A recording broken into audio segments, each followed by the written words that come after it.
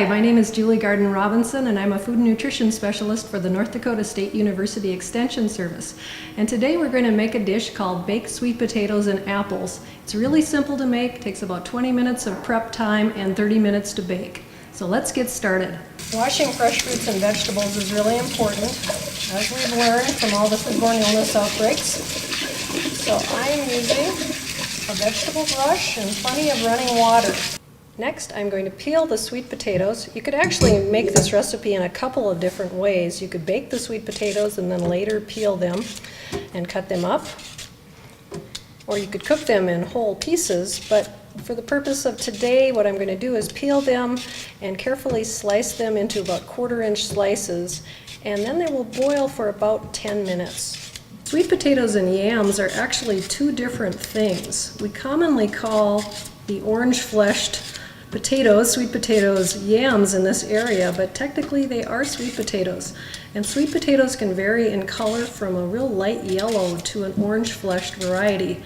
And the type of sweet potato that you're looking for is actually the orange-fleshed variety. Now that we've washed and peeled our sweet potatoes, it's time to slice them up.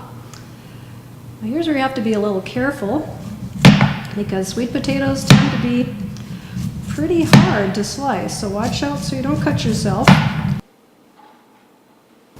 The next thing we're going to do is lightly cook these for about 10 minutes. We don't want to overcook these sweet potatoes because they will fall apart if you cook them too long. And they will be cooked some more in the oven.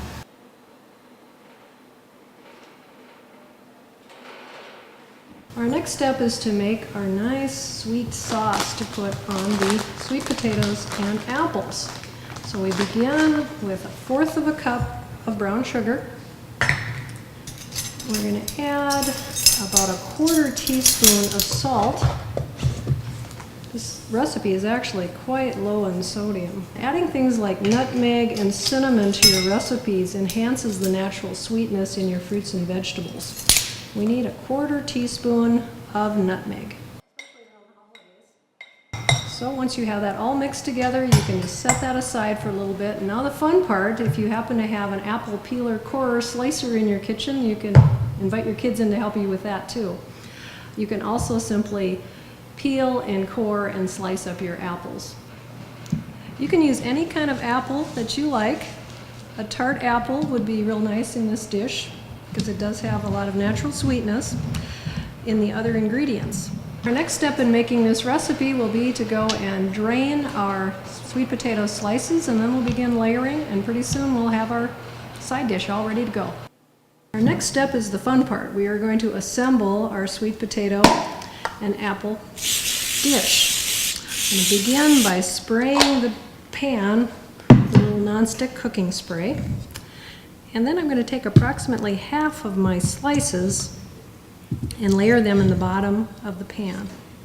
If some of your sweet potatoes happen to break during this process, that's fine. It won't hurt anything. The next thing I'm going to do is take my apple slices, take them apart, and simply, they almost look like little pineapple slices.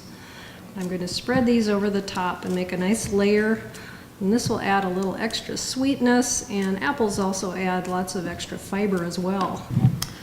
Next, I'm going to sprinkle about half of our brown sugar mixture over the top. There's a little nutmeg in there. This almost could be a dessert, it's so tasty. And then I'm going to take about a tablespoon of little butter cubes that I've made and sprinkle those over the top. And then I'm going to do my other layer of sweet potatoes right over the top. Just evenly space them around. And next I'll take my apple slices again. And the finishing touch is the last of your brown sugar mixture. And top this with a little butter, and we have one more step after we put the butter on, and that's to add just a little bit more sweetness to our dish.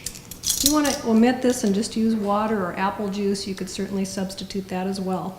But the recipe calls for 2 tablespoons of hot water and about a tablespoon of honey. This just adds a little bit extra sweetness and a little extra moisture for the cooking process. This gives it almost a caramely flavor, yet it isn't overpoweringly sweet. And now we're ready to go and pop it in the oven for about 25 to 30 minutes. And here's our final dish, fresh out of the oven. This makes about 8 servings, and each serving has just 160 calories, and it has 3 grams of fat and 3 grams of fiber, plus a full day's supply of vitamin A. Now you might think of sweet potatoes as just a holiday dish, but I challenge you to try to incorporate more of these nutrient-rich vegetables into your everyday diet.